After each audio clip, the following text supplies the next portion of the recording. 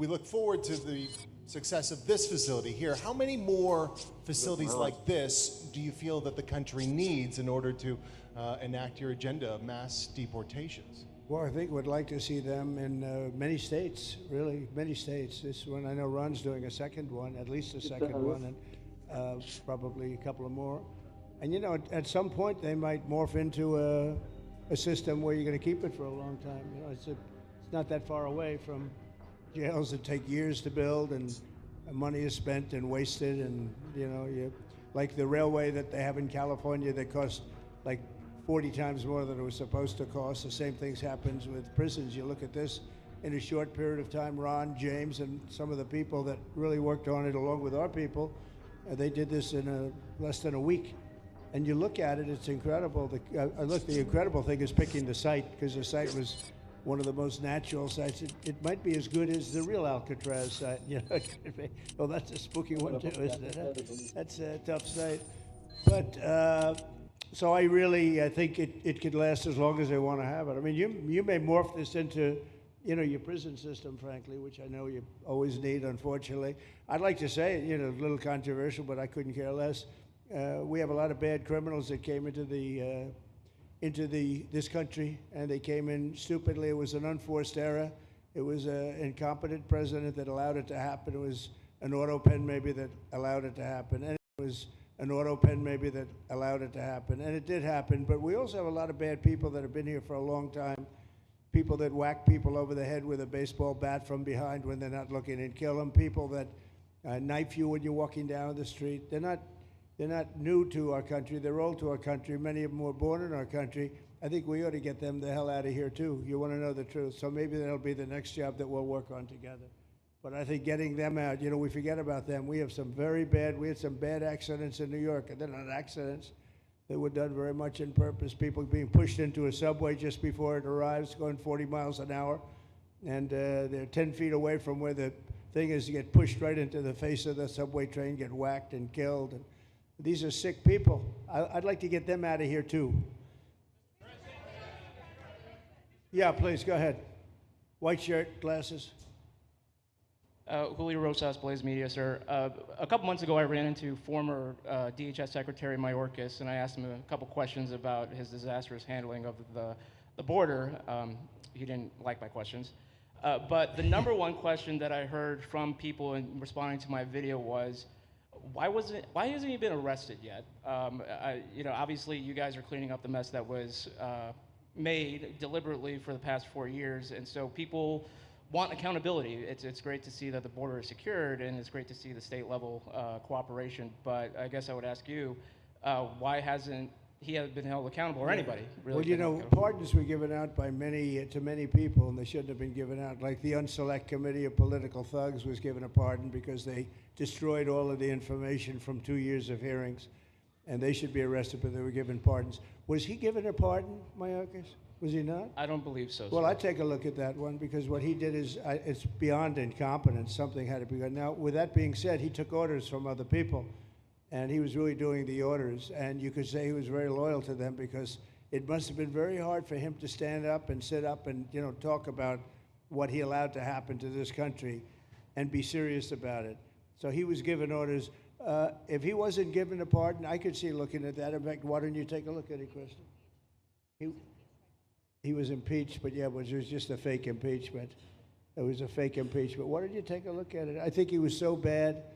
They were all so bad. Look, it was the worst president in the history of our country. We've had some bad ones, but he was the worst president. But somebody told Mayorkas to do that, and he followed orders, but that doesn't necessarily hold him harmless. So take a look at it. Very good question, actually. Thank you. Yeah, please. Go ahead. Mr. President, you and the Secretary have both said that many people have self-deported since you came back into office. Yeah. How many is many, and has the rate gone up? How do you see the tempo of that moving forward going on?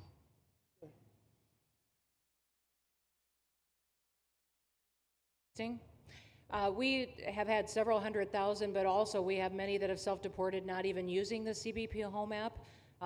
When I have gone to these other countries to negotiate security agreements and information sharing on criminals, who's coming and going into their countries, they report that hundreds of thousands have come home that weren't on our radar, that they are coming home on their own and self-deporting because they want the chance to be able to go back to America someday. So we believe it's over 1 million, possibly more than that. I'm asking all of those countries for their information on what they have of individuals that may have returned home, that they have taking advantage of their programs to help them become a part of their civilization again too. So we know it's over 1 million, but we have to, I'm getting more information and that number will grow.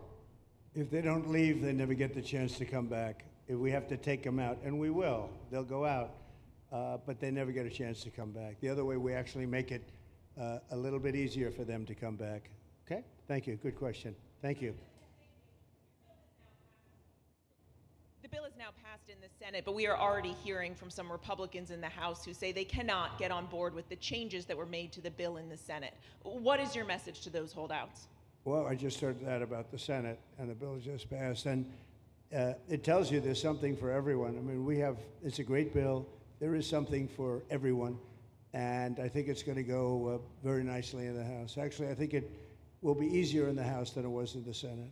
And just to be clear, on the Medicaid cuts, you've promised not to cut Medicaid, said this is all just targeting waste, fraud, and abuse. Are you saying that the estimated 11.8 million people who could lose their health coverage, that is all waste, fraud, and abuse? No, I'm not saying that. I'm saying it's going to be a very much smaller number than that, and that number will be waste, fraud, and abuse. And if you look, they took a much more liberal stance on the Medicaid situation than they could have.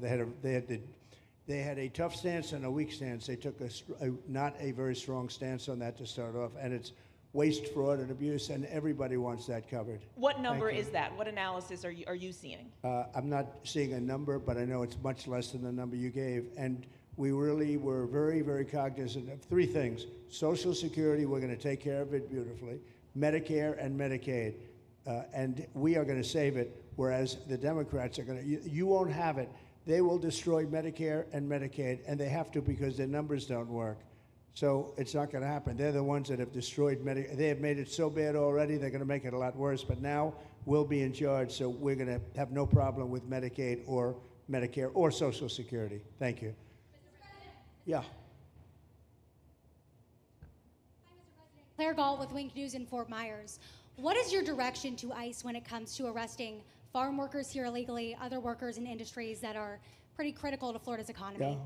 Well, we're very much cognizant of that, and as you know, I won the farmers by 92%, and I'm not going to be abandoning my farmers. We were strong on the borders, but we're also strong for the farmers and for others in the hotel industry, et cetera. You know, we have similar situations, and Christy and I, and we'll be working with Ron and the others. I care about you because I'm here. I have people around for 10, 15 years that they know very well. We're going to put them responsible, and we're going to issue a form of a card or document, and the farmer is going to be responsible for these people. They're not going to have citizenship, but they'll be working, they'll be paying taxes. We need to get our farmers the people they need, otherwise our farmers aren't going to be able to do their land. You know, it was tried once before, many, many years ago, where there was a very strong guy, and he got everybody out, and every farm almost in the country, but every farm in California, every farm in Iowa, almost all the farms went bankrupt. They had nobody to work, and we don't want to have that situation. So we're going to work it. We're going to put our farmers and others in charge of the people that they have under them. They know the people, and I think it's going to work out really well. We're going to take care of our farmer, but we're going to get the criminals out, okay? Yeah, go ahead, please. Thank you. Mr. President, how do you respond to critics who fear that a 3,000-bed detention center and the waste that could produce will pollute the surrounding federal protected land, including land that both administrations have invested billions of dollars in restoring? Well, I was one of those that invested billions of dollars and hundreds of millions of dollars right here in the Meadowlands, but in the Everglades, and the Meadowlands too in New York. If you look at what we did up there, speaking of the Meadowlands, a lot of places like this, but this is a very unique one. One thing I'll say about this land, we'll be gone 1 million years and this land is still going to be here. It's not going to be much different. You'll have the water moccasins, you'll have the alligators. You may not have people, but you're going to have all those animals. They're going to be around, and you got plenty of them out here. I think it was a brilliant choice, and I think almost anybody in his or her right mind would say this was a brilliant choice. I give the governor a lot of credit for using this piece of land. And in addition to that, it's on top of something that was already developed. It's an airport. You know, you have the runways, you have so it's already been developed. So it's not like you're dropping dirt right into the thing. There was zero movement of that. That was done many years ago because the airport's very old, but it was an abandoned railroad, an abandoned airport. And frankly, it's like perfect. And you can do expansion on this site substantially without doing anything. So the people, I heard them complaining about the Everglades. There's no, I don't think you've done anything to the Everglades. I think you're just enhancing it. This was already here. How long has the airport been here? Decades. Many decades, yeah. And they have, Kevin, all these guys, you know, have a waste plan, like the wastewater gets trucked out, potable water gets, literally, they have, even our DOT has put things up in case there's any seepage, which we don't. So you are literally doing this on concrete that's already here. So I don't think those are valid and even good faith criticisms, because it's not going to impact the Everglades at all. President's been a champion, we've been a champion, really changed the game in Florida on it. I think it's just people don't want to see illegal immigrants deported, and that's their ideology, and they have a right to that. But illegal immigration's unpopular, so they know that they're going to have less effect trying to do it. So they're going to try, oh, well, no, it's just about the Everglades. But really, I think a lot of those people, they just don't want to see illegals deported. Because if you actually hear, everyone's here, you obviously know there's zero land that's being disturbed. Well, you know, when we talk about popularity, though, I will say I ran on the issue of illegals, and we have to get them out. And I won 82% on that issue. So I think that they may not like certain aspects of it, but ultimately they do not want them in their country. And if this is a part of a use, but I think from an environmental standpoint, it's incredible. In fact, when we landed that very big, heavy plane today, they came out and checked it fairly. You know, I think they want the president to be able to land on a piece of concrete that's not going to go 6 feet underground. And they checked it. They came back and they said, this thing is really solid. So it's been there a long time. It's going to be here a long time, and it was a great choice of a site. Thank you. Yes, please. Brian, go ahead. Yes, sir. The people of Syria were recently seen on the streets waving American flags, chanting Trump, Trump, Trump. They're so appreciative of the economic sanctions that was lifted on that country, giving them a little bit of hope for prosperity. You want to comment on that? Well, they're great people, and the man that is leading them has a reputation. You know, he was the head of some pretty tough organizations, and a lot of people criticized me for that. I said, well, what are we going to do, take him out of a day school, a country day school? It's going to be, by nature, I would think, Ron, they'll be pretty tough, and he is pretty tough, but I think I met him, spent a lot of time with him, good guy. I took off the sanctions because if I didn't do that, they wouldn't have had a chance. And Syria has a chance. You know, the people are great. They work hard. They're very smart. It used to be a place of professionals, accountants and lawyers and doctors and high academic credentials in that part of the world. And I think it's going to work out great. I took off the sanctions, and they were very appreciative. They were shocked, but they were very appreciative. We're giving them a chance at survival. With the sanctions, it couldn't have worked. Thank you. Mr. President, your beloved New York City. Your beloved New York City may well be led by a communist soon, Zoran Mandami, who in his nomination speech said he will defy ICE and will not allow ICE to arrest criminal aliens in New York City. Your message to communist Zoran Mandami. Well, then we'll have to arrest him. Look, we don't need a communist in this country, but if we have one, I'm going to be watching over him very carefully on behalf of the nation. We send him money. We send him all the things that he needs to run a government. And by the way, they get about 3 times what you get, Ron. If you look at the per capita, Florida gets 1/3 of what New York gets in terms of the numbers. Why don't you give us those numbers? Yeah, well, because that's what we should send him. Yeah, well, like sometimes people say Florida gets more because they count Social Security recipients, but that's not money to the state. Those are seniors that live here. If they moved to North Carolina, you could count it there. So it has no interaction with the state government. They get more on the city and state governments than we get. Right, substantially. We're going to be watching that very carefully, and a lot of people are saying he's here illegally. You know, we're going to look at everything, and ideally. He's going to turn out to be much less than a communist. But right now, he's a communist. That's not a socialist. You know, I've always said, we will not have socialism in this country. In the speeches, I said, well, what? They skip socialism. And you got a lot of them like that. And you see AOC, she's out there with her, bad IQ. She's out there ranting and raving about how wonderful he is. And look, so far he's winning. He still has a race to win, but so far he's winning, and he has an advantage as a Democrat in New York City. I was there a long time ago, and it was a long time since a Republican won the city. But you would think that a Republican would be able to win. Or you have a good independent running, Mayor Adams, who's a very good person. I helped him out a little bit. He had a problem, and he was unfairly hurt over this question. He made a statement to the effect that this is terrible. New York City can't have all these immigrants come in. And like he was indicted the following day. And I said, that was a phony indictment. And it was a phony indictment. That was a Biden indictment. I said, don't feel bad. I got indicted 5 times every time you opened your mouth. That was a bad group. That was a very dangerous group, I will tell you. These were not nice people. That was the only thing they could do. They had no policy, they had no skill, they had no anything. But they were very good at that. They were vicious, vicious, horrible people. Thank you very much. Yeah, please go ahead. Anna Giratelli with Washington Examiner. Governor DeSantis has proposed using National Guard, deputizing them as immigration judges to get through this massive backlog of people in the immigration court. Would you be open to that? Yes, he has my approval. Okay. That wasn't too hard to get, was it, front? He didn't even have to ask me, James. You didn't even need James to ask me. He has my approval, okay?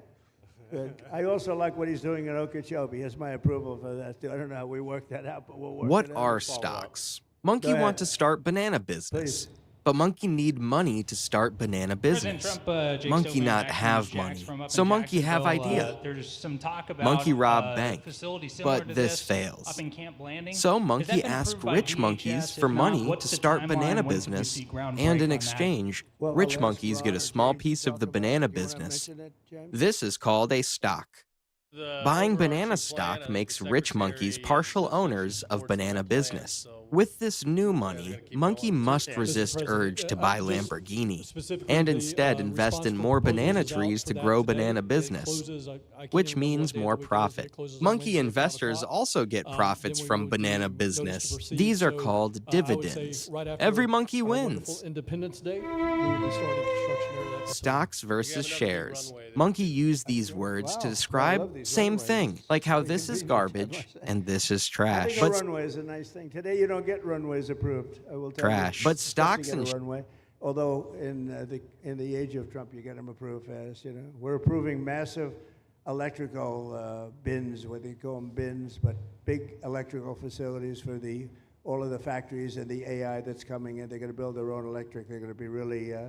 They're going to be made into electrical providers. They're going to have a lot left over. They'll put it into the grid. I think they're going to end up doing so much. They'll put it into the grid. Won't even cost anything from their standpoint. But so we have a lot of that happening. We get approvals fast. But I was just saying, runways are hard to get, but we'll get them now. But in the past, I would say over the past 30, 40 years, when you can get a runway, that was considered gold. Okay, please, go ahead. Go ahead. Sure.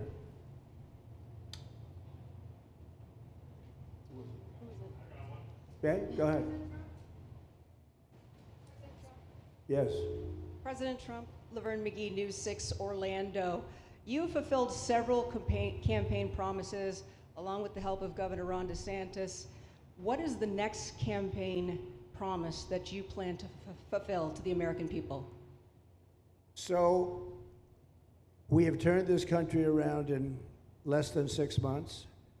And when I was away, and I was telling Ron, I was telling some others, I've said it a little publicly, I guess, but I met a lot of very important people. The King of Saudi Arabia, I was there 2 weeks ago, and Qatar, the leader of Qatar, who's great, and the leader of UAE, who's great. These are very substantial people, very smart people, and good people. And all three of them said essentially the same thing, along with many other people, because I just left NATO. NATO's we took it up to 5%. Nobody can believe that one run. That would be hard, but nobody believes that. What happened in NATO, over $1 trillion a year from like nothing. It was an honor. But every leader said that a year ago, this country was dead.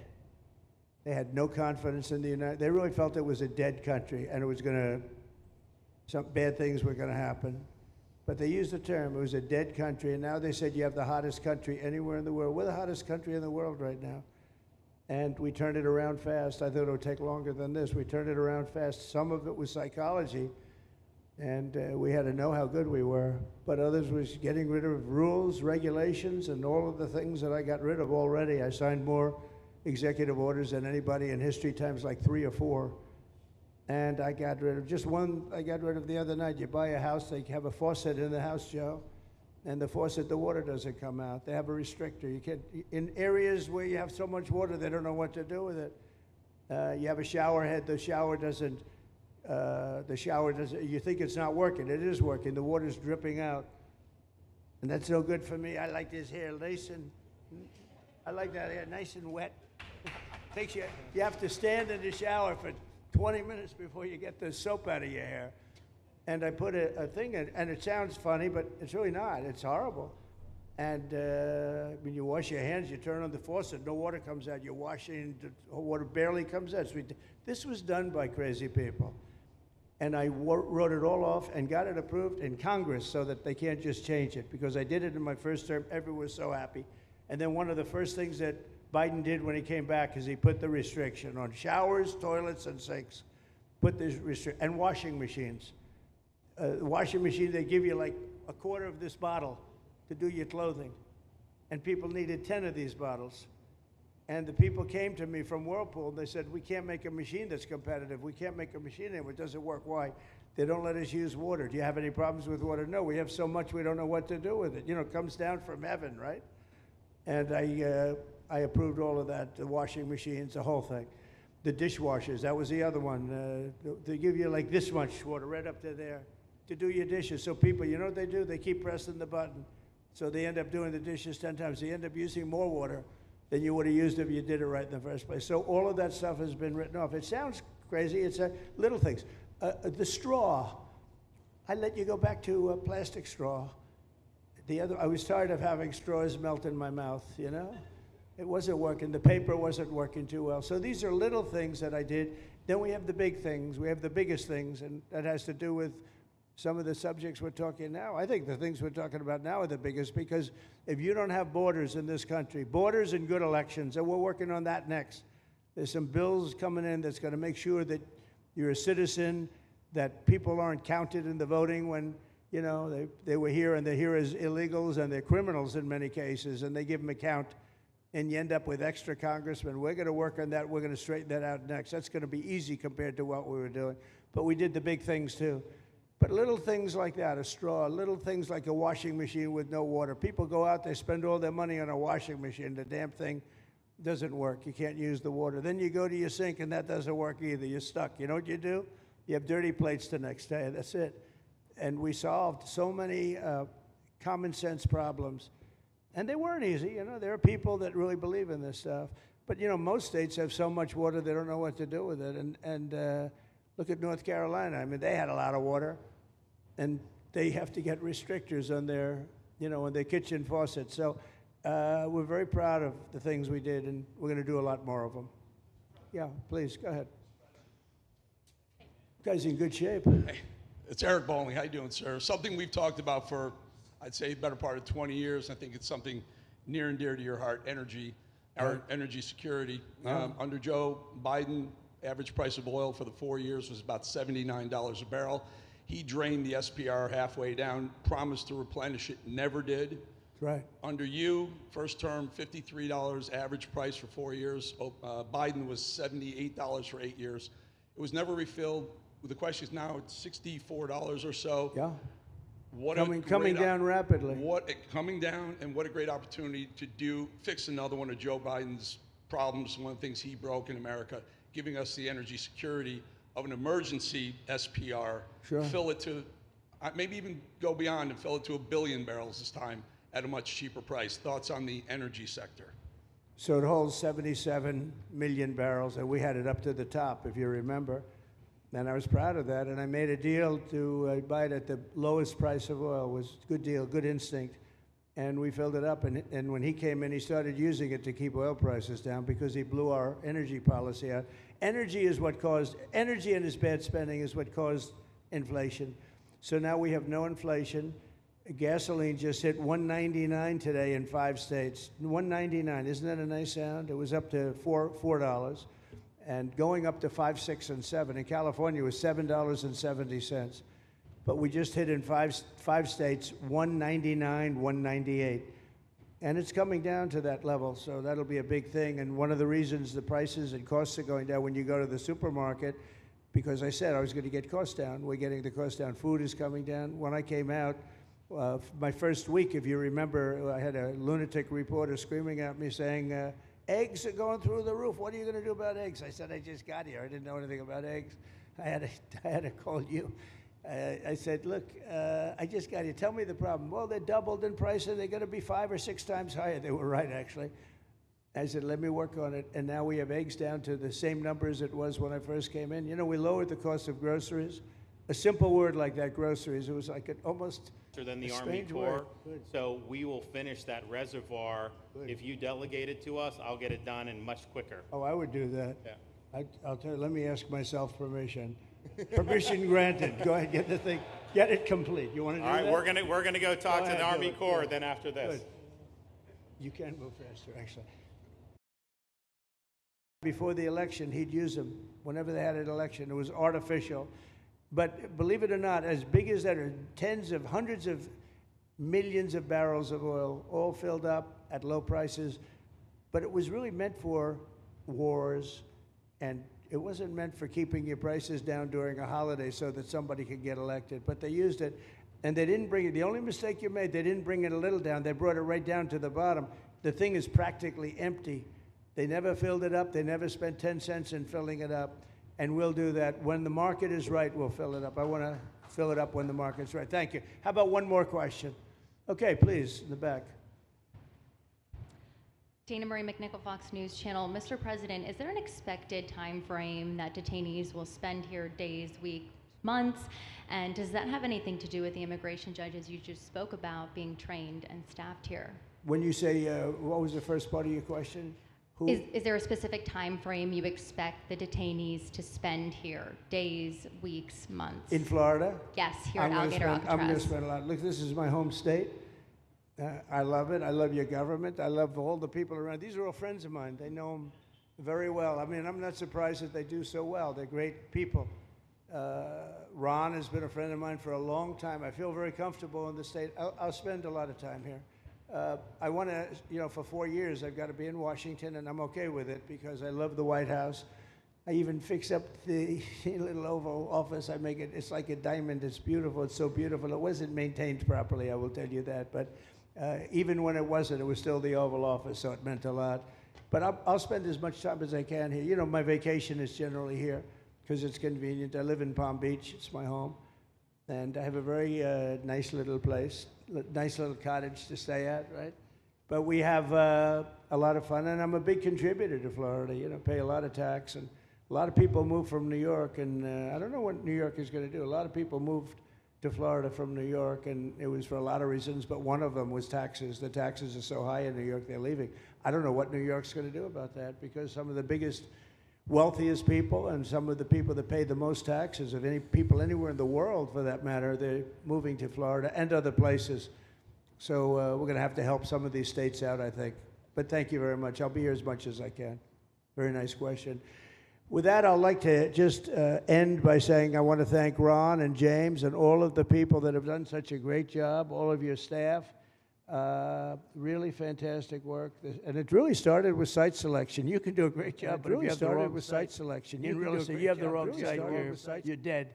And this was a great site selection, despite what you may read in the environmental press. Good job. And this was an honor for Christy and myself and Steve and all of our people to be here. And I also appreciate the media. They've treated us very fairly. Over the last few weeks, I've been treated very nicely. And it's so unusual. I'm not used to it, but we've gotten great accolades. Brian, I want to thank you for calling out, because I was waiting here because I knew the vote was taking place and I'm answering questions, right? So I want to thank you very much and say hello to our friend.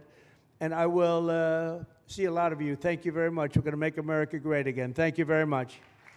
Thank you. Thank you.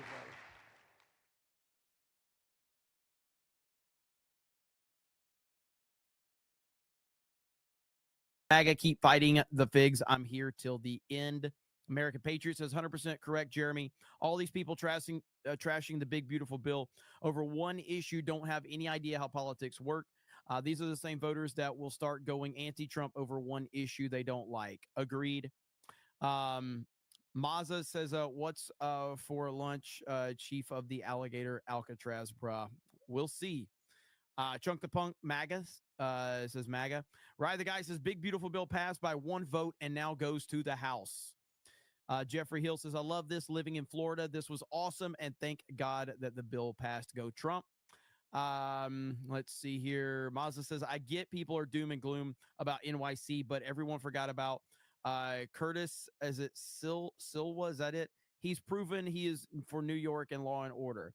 He's also a Trump hater. That guy. Is that the guy that wears the hat? He's also a Trump hater. Packy Proton says profile pic change to celebrate the grand opening. There it is right there. Mazda says, my day has been officially ruined. Happy birthday, Jessica. Vault 95 says, the best part of lunch is Cobra Cast, hailed at 199. Packy Proton says, reopen insane asylums. Samuel says, if any previous president even just got no tax on overtime, they would have been likely to be praised for months. OT is typically voluntary or merit-based. The same people whining likely want others to pay off their student loans for them. This is true.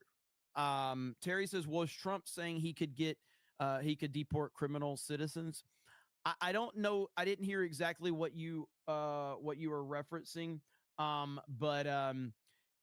If there are people that are legally here but still committing crimes, then they can be deported. But I don't know exactly what Trump was referencing.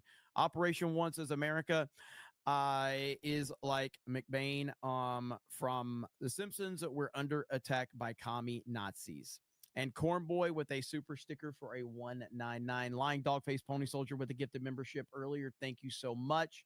Appreciate that. So we have Tuesday night's main event tonight. But again, I'm not going to end right this second. So right here, breaking, the House has just scheduled a final vote on the big, beautiful bill tomorrow. This puts it on track to hit Trump's desk by July 4th. This is exactly what Trump wanted.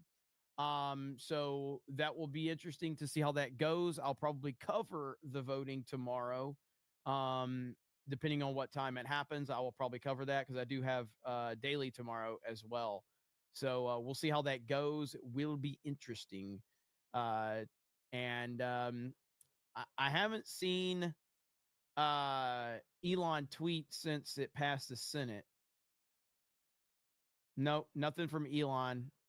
So he's staying quiet right now. I don't know if his feelings are hurt because he realized, again, Elon had a ton of power when he was linked up to Trump. But without Trump, Elon is nothing in the world of politics. Trump is everything. Trump is the guy. And Elon is an amazing person, and he's done things that nobody else could do in this life, with what he's accomplished, but you're not going to defeat Trump. And that's just the bottom line. And the sooner he realizes that, the better. He's putting threats out there against President Trump, saying he could escalate this, but he's choosing not to. Nobody cares, man. Like, there's nothing after him spazzing out all over the Epstein list and all of that. Yeah, my Tesla stock is dropping like crazy, dude. Like, let me see where Tesla's at right now. Yeah, Tesla's just dropping like crazy. And it's been dropping for the past several days. So thanks, Elon. Thanks. I'm not going to sell it because all it'll take is for him to just stop attacking Trump and it'll go back up. But he's not doing himself any favors right now. But the more he goes after Trump, the worse it's going to be. Let's see. Tesla down $14 today. Elon needs to shut up. He's not going to, at least no time soon. Let's see here. All right, so good news for President Trump and his agenda.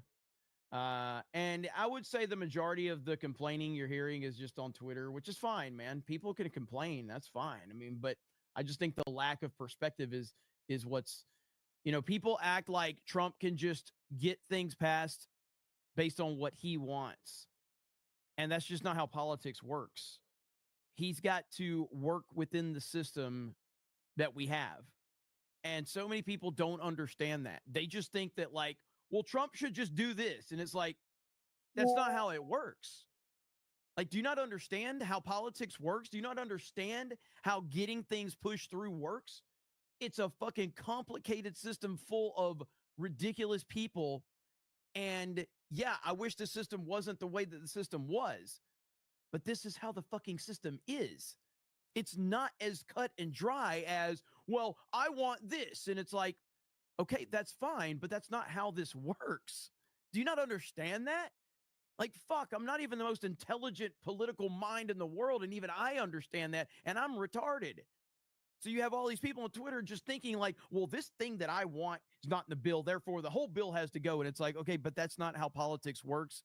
That's not how any of this works. It is a very complicated process full of people that are going to do everything in their power to block it or vote against it. And then they fight for what they want. And then you have to make compromises here. There's give and take here. There's all types of bullshit that goes with this. And people don't understand that. Anyway, we shall see. Bennett says, I haven't heard Jeremy complain about Lisa Murkowski or Susan Collins, but he will bitch about Rand Paul and Massey all day. I have bitched about Murkowski in the past. So yes, I have. Absolutely. Essentially, I'm on team get rid of anybody that doesn't support President Trump's agenda. So I don't really know what your point is there, but yes, I have complained about Murkowski in the past.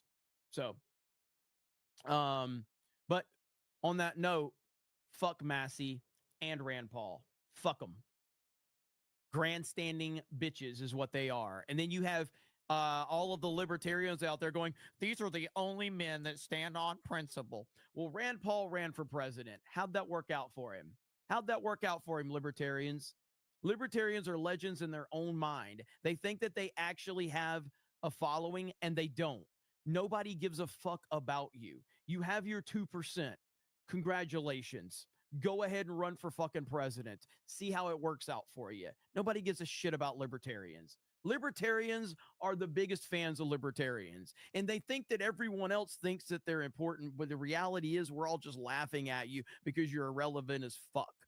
And that's just the tough reality of it right there. So there you go. I didn't know it was gay. Says, like I say, AOC is a bad IQ individual. This is so fucking good, dude. It really is. For him to say bad IQ is so good. All right, we're going to end it there. We got Tuesday night's main event coming up tonight on the Main Geeks Gamers channel. You guys have a good evening. We'll see you over there. And then I may go live. Shares are actually different. Shares are like little pieces of stock. If stock is banana tree, shares are bananas. The more banana stock Monkey investor buy, the more individual shares Monkey receive, the higher the percentage of banana business Monkey own. Different types of stocks. Just like monkeys, not all stocks are the same.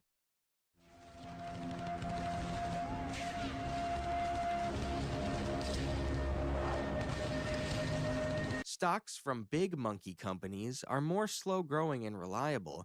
Monkeys call these blue-chip stocks. Whereas smaller monkey startups are high-risk, monkeys call these penny stocks. The stock market. This is where all monkey companies set up, so that monkeys can buy and sell their stocks. When stock prices go up, monkeys call this a bull market. But if stock prices are going down, monkeys call this a bear market. Basically, if there's a bull in the market, monkeys happy. Monkeys like bulls. But if there's a bear in the market... Stock funds. Much like monkeys on a cold night, some stocks crave the warmth of others. This is called a fund. A group of stocks, like Monkey S&P 500, is made of the 500 largest monkey companies in the jungle. They vary from fruit to bugs to trees. Even shit. Any monkey can invest in this fund. Monkeys that do invest get pieces or shares of all 500 companies. Most monkeys see this fund as good investment, as it is low risk.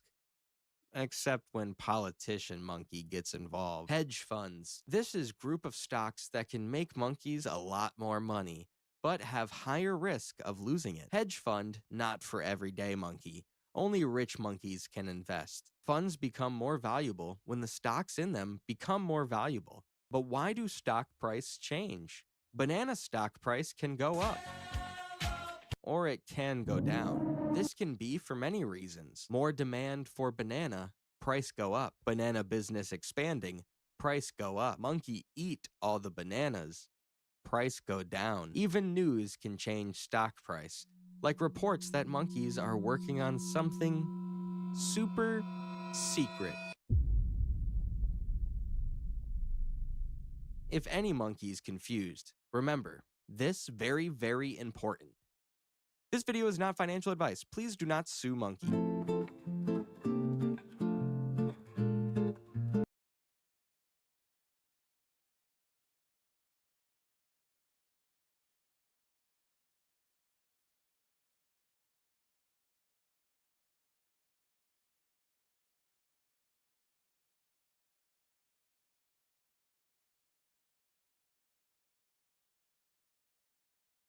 I just made $5,000 on a meme coin trade in less than 30 minutes, and everyone can do it.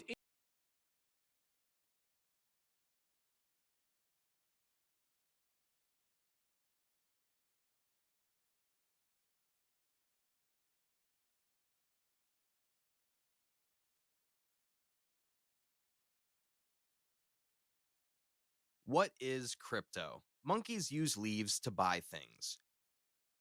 Leaves used by most monkeys as currency. But there are some downsides to leaves. Leaves controlled by monkey banks. Every time monkeys buy something with leaves, monkey banks take a bit extra. Buying things with leaves often takes a long time for monkey banks to process, especially if monkeys send leaves to other monkey countries.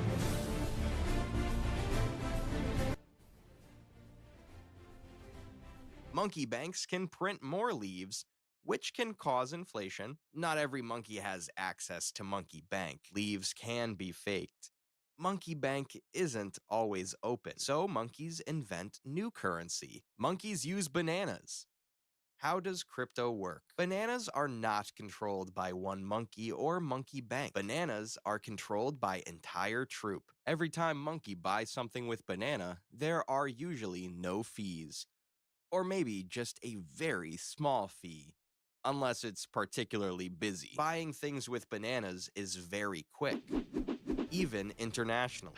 Every monkey can do it without having to go to monkey bank. Some bananas have limited supply, which means no inflation. Bananas can't be faked.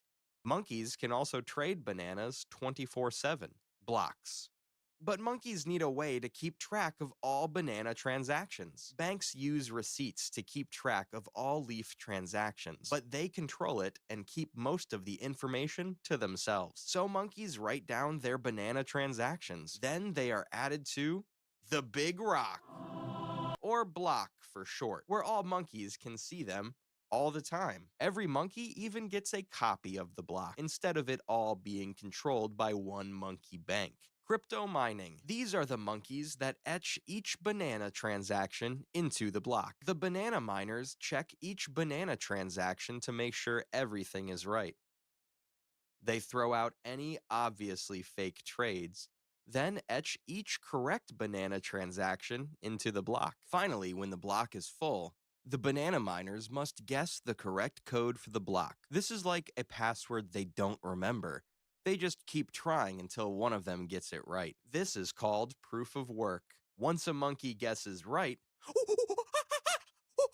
they are rewarded with bananas. All other monkeys can quickly check the number and confirm it works. This method of tracking bananas is safe. No one monkey controls the block, and every monkey can see the block because block is big. If a monkey tries to sneak a block full of fake transactions, all monkeys can see it and reject the block.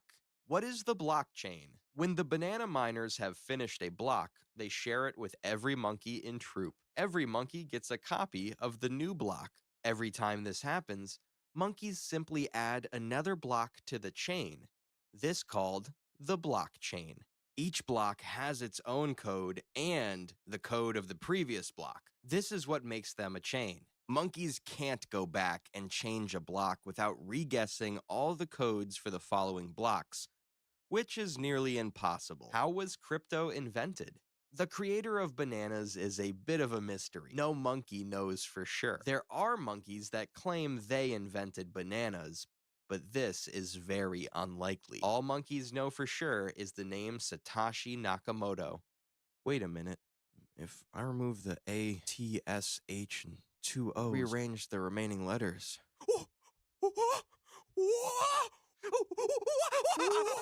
Investing in crypto. Most monkeys buy crypto like a stock, buying when the price is low and selling when it's high. At least that's the plan. Some monkeys see crypto value go up, crypto more rare, crypto more valuable. So monkeys get excited and invest in crypto without even thinking about risks. This is called aping. Yes.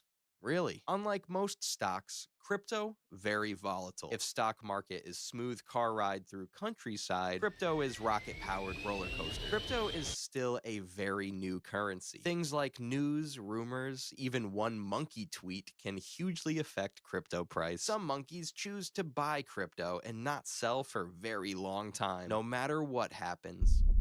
This is called hodling. Disadvantages. Some cryptocurrencies have unlimited supply, which can lead to losing value. Crypto become common. Crypto miners need a lot of equipment to mine crypto. This often has negative environmental effects as more and more crypto is mined. Crypto also has a shady reputation, as some monkeys use it to buy illegal items. There is a common crypto scam where some monkeys, not saying who, promote their new cryptocurrency to a lot of unsuspecting monkeys. Monkeys get excited. Like, really excited. Monkeys invest in crypto. Crypto price goes up, then monkey sells most of the crypto. Crypto price goes down, leaving all other monkeys with no money and crypto that is close to worthless. This is called a rug pull. While most monkeys agree the blockchain is safe, monkeys can still steal bananas from other individual monkeys. And while the number of monkeys trading with bananas is increasing, most monkeys still prefer to use leaves. The future of crypto. There are many different cryptocurrencies popping up every day, some with plenty of research behind them, and some that are more of a joke. Some monkeys say crypto is the future. Other monkeys say it will never be. But most monkeys say,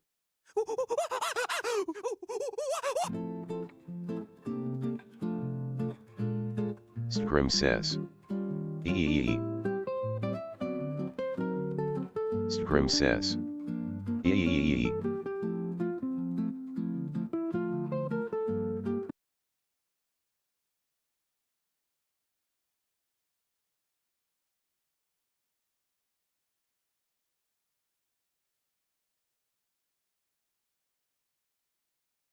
What's up, everybody? Welcome to today's video. This is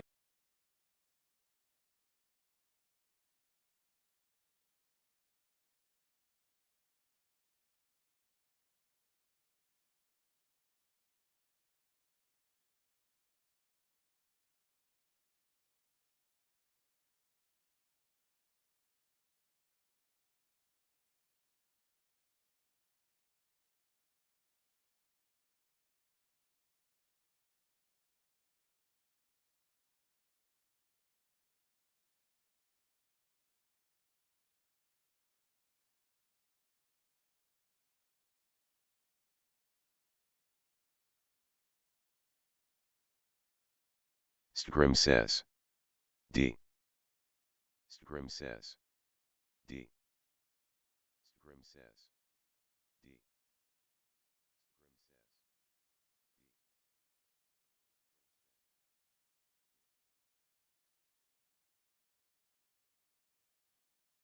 GR1M7 says. CCV. GR1M7 says. CCV. GR1M7 says. CCV. GR1M7 says. CVCVCVCV. says. CVCVCVCV.